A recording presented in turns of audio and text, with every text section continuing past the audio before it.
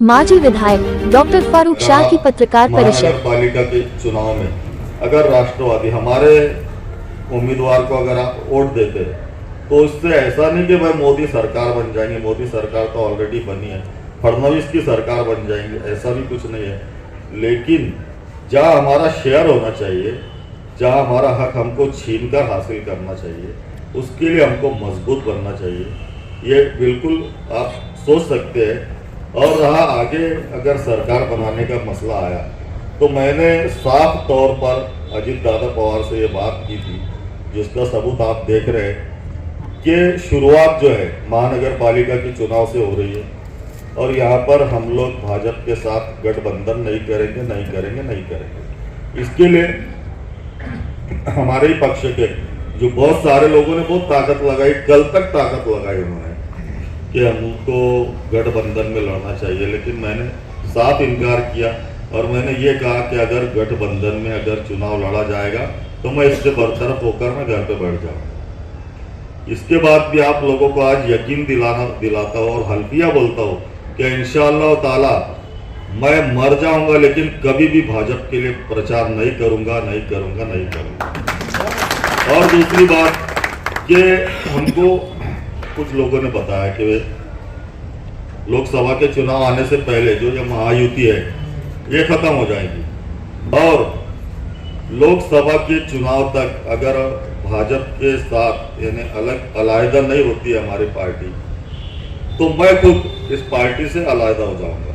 ये भी बिल्कुल मैं आप लोगों के सामने हल्फिया बोल रहा हूँ। मैं कभी भी भाजपा के प्रचार के लिए काम नहीं करूंगा और जहां पर कौम और समाज का मामला आया तो सबसे पहले हमने तर्ज हमेशा कौम और समाज के मसाइल को दिए। अभी जो व्हाट्सएप ग्रुप पे कुछ कमेंट्स वगैरह आते हैं, कुछ चलते हैं, तो सब मैंने देखा, कुछ उसमें सच्चाई भी होती है, कुछ हमको नागवार भी गुजरते हैं, लेकिन जिनके दिलों में जो जज्बात है, जिन बच्चों को कुछ मालूमात नहीं होती है, वो ये सब बातें करते हैं।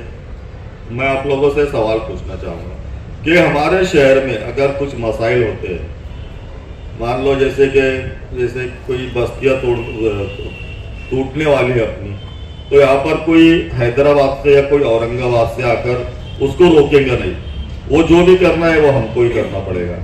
आप लोगों ने अच्छी तरह से देखा, मान लो कि भाई 40 गाँव रोड कब्रस्तान में आराम फरमा रहे, वहाँ पर ऐसे हालात थे, जानवर घुस जाया करते थे, कब्रों की बेहुरमती होती थी, लेकिन किसी ने हैदराबाद से आकर या औरंगाबाद से आकर उसको महफूज नहीं किया।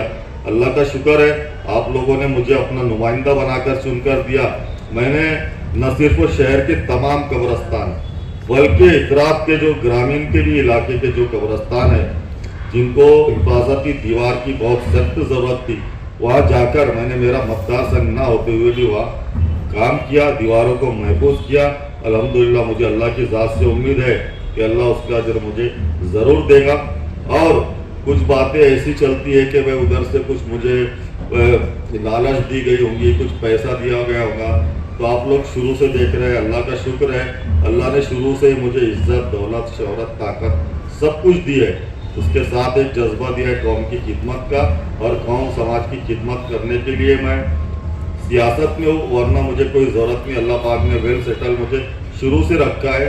हमारे तमाम शहर के जितने मुस्लिम इलाके हैं उसके लिए अभी हम पूरी कोशिश ये करेंगे कि वह उनको 7-12 उतारे वगैरह लगाए जाए। जितने भी स्लम एरिया उनके लिए हम लोग यहाँ से अभी काम शुरू करेंगे कि उनका सर्वे करके जो 7-12 उतारे उनको दिए जाए, उस पर हम लोग काम करने वाले हैं इंशाल्लाह। मैं तमाम लोगों से गुजारिश करना चाहूँगा कि अभी भी मैंने पहले बताया कि जो इलेक्शन है ये दिल्ली का नहीं, ये गली का है, और यह हम लोगों को ये देखना चाहिए कि अगर हम लोग मुत्तहिद होकर हमारी 10-15 सीट अगर चुनकर लाते हैं तो वहाँ पर काम होंगे।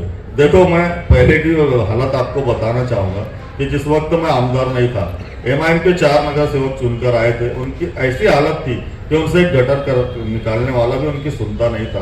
तो अगर ये 2-3 सीट आ भी जाती तो वहाँ जाकर क्या करेंगे। और अभी आप ये देखिए मैं किसी पे इल्ज़ाम नहीं लगा रहा, किसी पे तोहमत लगाना बहुत बुरी बात है।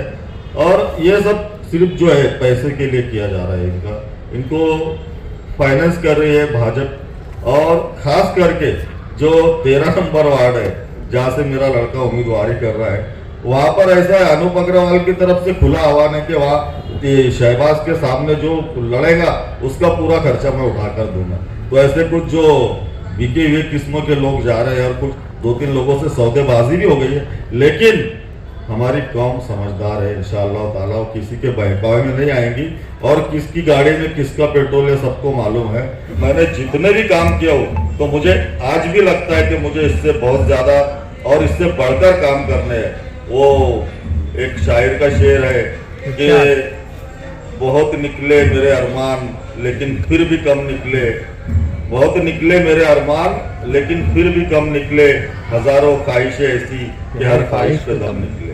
तो